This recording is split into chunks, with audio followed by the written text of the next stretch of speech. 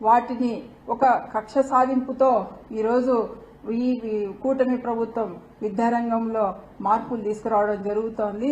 ఈరోజు ప్రతి ఒక్కరు కూడా ఈరోజు ఉపాధ్యాయులు కానీ అలాగే విద్యార్థుల తల్లిదండ్రులు కూడా ఆందోళనకు గురయ్యే పరిస్థితి ఏర్పడింది.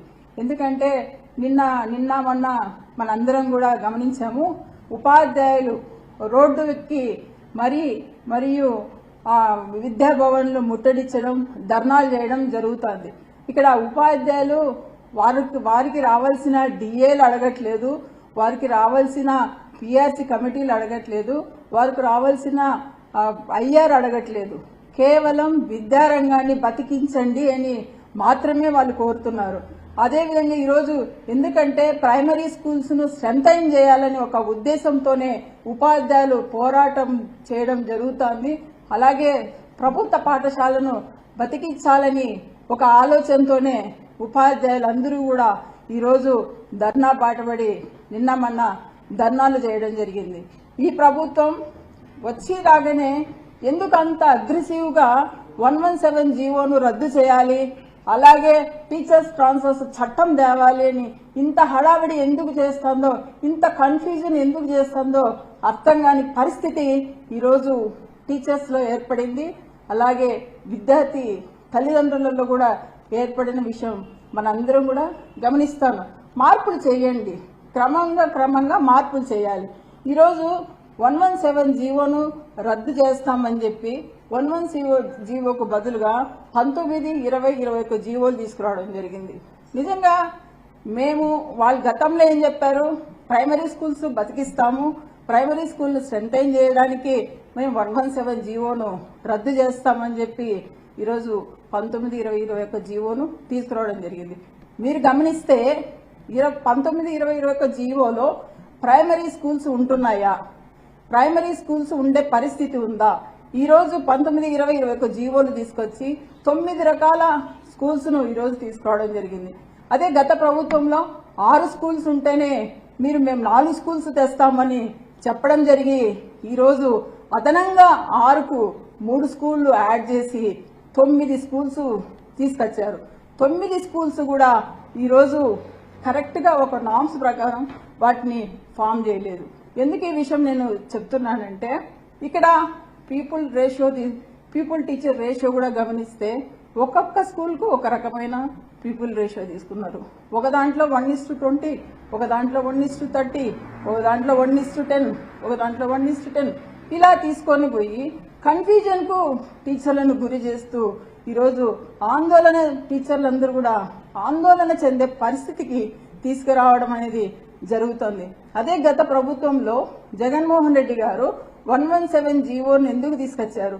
3, 4, 5 తరగతులు హై స్కూల్లో మెర్జ్ చేయడం వల్ల పేద విద్యార్థులకు క్వాలిటీ ఎడ్యుకేషన్ అందుతుంది. అలాగే టీచర్స్ కు ప్రమోషన్స్ వచ్చాయి. దాదాపుగా 7,000 ప్రమోషన్స్ ఆ రోజు ఎస్జిటి నుంచి ఎస్ఏగా, ఎస్ఏ నుంచి పీజీటీగా ప్రమోషన్స్ రావడం జరిగింది. అక్కడ ఎవరికి కూడా ఎలాంటి అన్యాయం జరగలేదు. అయితే ఈరోజు మీరు 117 జీవోను రద్దు చేసి ఈ 3 జీవోలు తీసుకురావడం వల్ల మరి ఇంకా ఎక్కువ ప్రైమరీ స్కూల్స్ కానీ అలాగే స్కూల్ అసిస్టెంట్ పోస్టులు కానీ మరీ దారుణమైన పరిస్థితికి వచ్చాయని ఈ సందర్భంగా తెలియజేస్తున్నాను. అదేవిధంగా ఈరోజు చూసుకుంటే ఈరోజు మీరు ఈ పీపుల్ టీచర్ రేషియోని తీసుకుని చూస్తే దాదాపుగా 10,000 స్కూల్ అసిస్టెంట్ పోస్టులు సర్ప్లస్ అవుతున్నాయి, సర్ప్లస్ చేస్తున్నారు. ఎందుకు ఈ సర్ప్లస్ చేయాల్సిన పరిస్థితి ఎందుకు ఏర్పడింది? అసలు ఇక్కడ ఈ రోజు మీరు ఈ 10,000 మందిని స్కూల్ అసిస్టెంట్లను నిజంగా గత ప్రభుత్వంలో జగన్మోహన్ రెడ్డి గారు ప్రమోషన్స్ ఇస్తే మీరు డిమోషన్స్ చేస్తున్నారు. ఎందుకు ఈ పరిస్థితి?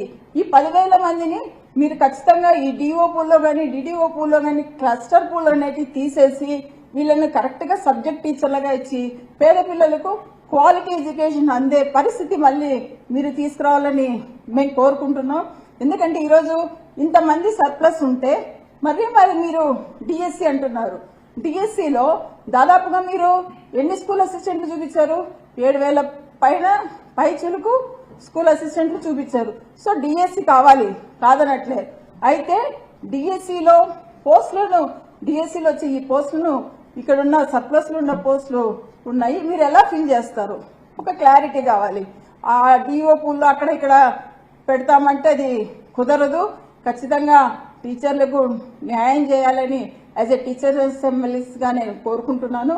ఎందుకంటే ఈరోజు ఇంతమంది సర్ప్లస్ ఉన్న వాళ్ళను మీరు ఏం చేస్తారు? మీరు ఇప్పుడు మీరు ఇచ్చిన రేషియో, మీరు రైట్ టు ఎడ్యుకేషన్ ప్రకారం కూడా 1:35 తీసుకోవచ్చు హై స్కూల్స్.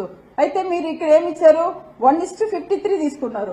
1:53 తీసేసి 1:40 ఇచ్చి సెకండ్ సెక్షన్ కూడా హై స్కూల్స్ కి ఇవ్వాలని, స్కూల్ అసిస్టెంట్లకు న్యాయం చేయాలని మేము రిక్వెస్ట్ చేస్తున్నాము. ఎందుకంటే ఏదైతే మీరు ఇక్కడ స్కూల్ అసిస్టెంట్లను సర్దుతారో అప్పుడు మీరు డిఎస్సికి ముందుకెళ్లే అవకాశం ఉంటుంది.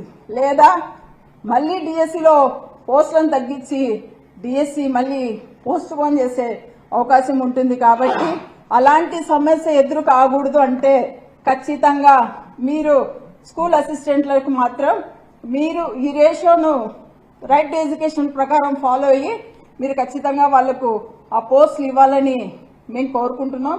అదే సెకండ్ సెక్షన్ ఇస్తే ఇక్కడ ఎందుకంటే సబ్జెక్ట్ టీచర్లను ఎందుకు పక్కన పెట్టాలి? సబ్జెక్ట్ టీచర్లు ఉంటేనే కదా క్వాలిటీ ఎడ్యుకేషన్ అందేది. ఆ రోజు జగన్మోహన్ రెడ్డి గారు ఎందుకు సబ్జెక్ట్ టీచర్లను తెచ్చారు? పిల్లలకు క్వాలిటీ ఎడ్యుకేషన్ అందాలని ఒక ఉద్దేశంతోనే సబ్జెక్ట్ టీచర్లను తెచ్చారు. ఈరోజు తీసుకెళ్లి సబ్జెక్ట్ టీచర్లు తీసేస్తామంటే పేద విద్యార్థులకు చదువు అందదు. కాబట్టి ఖచ్చితంగా మీరంతా ఈ ప్రభుత్వ పెద్దలు అలాగే స్కూల్ ఎడ్యుకేషన్ అధికారులు గుర్తించాల్సింది ఒకటే, దయచేసి ప్రతి శుక్రవారము టీచర్స్ ఏమో మీటింగ్ జరుగుతోంది, కానీ వాళ్ళు ఇచ్చిన సమస్యలను మీరు కన్సిడర్ చేయండి. ఖచ్చితంగా వాళ్ళ సమస్యలు సాల్వ్ చేయండి. మీరు వాళ్ళు ఇచ్చే రిప్రజెంటేషన్స్ ను ఫాలో కావాలని మిమ్మల్ని రిక్వెస్ట్ చేస్తున్నాం. ఎందుకంటే ఇక్కడ విద్యా వ్యవస్థ పూర్తిగా దెబ్బతినే పరిస్థితికి వచ్చింది. కాబట్టి మీరు ఖచ్చితంగా సబ్జెక్ట్ టీచర్లను ఉంచి వాళ్లకు తగిన న్యాయం చేయాలని కోరుకుంటున్నాము. అలాగే ఇప్పుడు ఈ ప్రైమరీ మోడల్ స్కూల్స్ లో స్కూల్ అసిస్టెంట్ ని తీసుకెళ్లి హెచ్ఎం గా పెడుతున్నారు. అది తప్పు. ఎందుకంటే స్కూల్ అసిస్టెంట్ వెళ్ళి మళ్ళీ ప్రైమరీ దాంట్లో చెప్పలేరు. కాబట్టి మీరు ఇక్కడ హెచ్జిటిసికే ప్రమోషన్స్ ఇచ్చి అక్కడ ప్రైమరీ మోడల్ స్కూల్ హెచ్ఎంలుగా వాళ్ళు నియమించాలని, హెచ్జిటిసి కూడా ప్రమోషన్స్ కల్పించాలని మీ ద్వారా కోరుకుంటున్నాం. ఖచ్చితంగా ఇవన్నీ కన్సిడర్ చేయాలి. అదేవిధంగా ఇప్పుడు ఈ ట్రాన్స్ఫర్స్ లో కూడా ఈ టీచర్స్ ట్రాన్స్ఫర్స్ కూడా చట్టం తీసుకొచ్చారు. అయితే ఇది ఈరోజు రేపు జీవో వస్తుందన్నారు. ఆ టీచర్స్ ను వాళ్ళ యూనియన్స్ తో మాట్లాడి జీవోను రిలీజ్ చేస్తామన్నారు. కానీ ఈరోజు మేము గతంలో కూడా చెప్పాము. ఎందుకంటే ఇప్పుడు డిజబిలిటీ కానీ వాళ్ళకు 40% ఉండే వాళ్ళకు ప్రిఫరెన్షియల్ కేటగిరీ ఉండాలని, కంప్లీట్ గా బ్లైండ్ ఉన్న వాళ్ళు కూడా ప్రిఫరెన్షియల్ కేటగిరీలో వాళ్ళు ఉండాలని, వాళ్ళు విల్లింగ్ మరికే వాళ్ళని చేయాలని మేము గతంలో కూడా చెప్పడం జరిగింది. ఆ రోజే మేము చెప్పాం లీగల్ ఇష్యూస్ వస్తాయి, ఈ పాయింట్ ను మీరు ఇచ్చేసుకోండి అని. కానీ అధికారులు ఎక్కడ వినకుండా ఈరోజు కోర్టుకు వాళ్ళు వెళ్లారు. వాళ్ళు స్టే తెచ్చుకున్నారు. అదేవిధంగా మిగతా వాళ్ళు కూడా ఉన్నాయి. ఇక్కడ అన్మ్యారీడ్ లేడీకి కూడా గతంలో వాళ్ళు ప్రిఫరెన్షియల్ కేటగిరీలో ఉండేవాళ్ళు, కానీ ఈసారి వీళ్ళేదో 45 ఏజ్ దాటిన తర్వాత 5 పాయింట్స్ ఇస్తామన్నారు. అది తప్పు. ఎందుకంటే మహిళల మీద ఉన్న గౌరవాన్ని ఈ కూటమి ప్రభుత్వం కాపాడాలి. ఎందుకంటే మహిళలకు గతంలో ఈ పరిస్థితి లేదు. కాబట్టి ఇప్పుడు మీరు దయచేసి నా రిక్వెస్ట్ ఒకటే, మహిళలకు వాళ్ళను ప్రిఫరెన్షియల్ కేటగిరీలో వాళ్ళని తీసుకోండి. అదేవిధంగా ఇప్పుడు 342 జీవో ప్రకారం స్టడీ లీవ్, యాక్చువల్ గా హెచ్జిటీలు స్టడీ లీవ్ మీద ఉన్న వాళ్ళ వేకెన్సీస్ చూపించకూడదు. ఈరోజు ఈ ప్రభుత్వం ఈ అధికారులు అత్యుత్సాహానికి వెళ్లి ఏవైతే వీళ్ళు ఉన్నాయో వాళ్ళవి వేకెన్సీలో ట్రాన్స్ఫర్స్ లో వాళ్ళ ప్లేస్ లో వేకెన్సీలో చూపిస్తున్నారు. అలా చూపించకూడదు. వాళ్ళకు కూడా ఇది ఎప్పుడు లేదు, గతంలో లేని విధంగా ఈరోజు ఇలాంటి పరిస్థితులు తీసుకురాకూడదు అనేది మా రిక్వెస్ట్. అట్లనే ఇంకా దాదాపు ఇప్పుడు సింగిల్ మామూలుగా ఎక్కడైనా కూడా ఈరోజు వీళ్ళు ఏదైతే ప్రైమరీని డెవలప్ చేస్తామన్నప్పుడు ఖచ్చితంగా ఇప్పుడు మళ్ళీ ఈ పరిస్థితి అంతా తీసుకుంటే దాదాపుగా 12,000 ప్రైమరీ స్కూల్స్ ఇప్పుడు సింగిల్ ప్రైమరీ స్కూల్స్ అవుతున్నాయి. ఇప్పుడు ఇంకా గతంలో 12,000 ఉన్నాయి, ఇప్పుడు 20,000 అయ్యే పరిస్థితి ఉంది. కాబట్టి మీరు ఇవన్నీ కూడా టీచర్ సంఘాలతో మాట్లాడి వారికి న్యాయం చేయాలని కోరుకుంటున్నాం. అదేవిధంగా ఇంగ్లీష్ మీడియం కూడా జగన్మోహన్ రెడ్డి గారు నిజంగా ఇంగ్లీష్ మీడియానికి ఒక పోరాటమే చేశారు. ఇప్పుడు ఉన్న ఈ ప్రభుత్వంలో ఉన్న పెద్దలందరూ కూడా ఆ రోజు ఇంగ్లీష్ మీడియంను వ్యతిరేకించిన వాళ్ళే. కానీ ఈరోజు మళ్ళీ ఇంగ్లీష్ మీడియం తీసుకురావడం మేము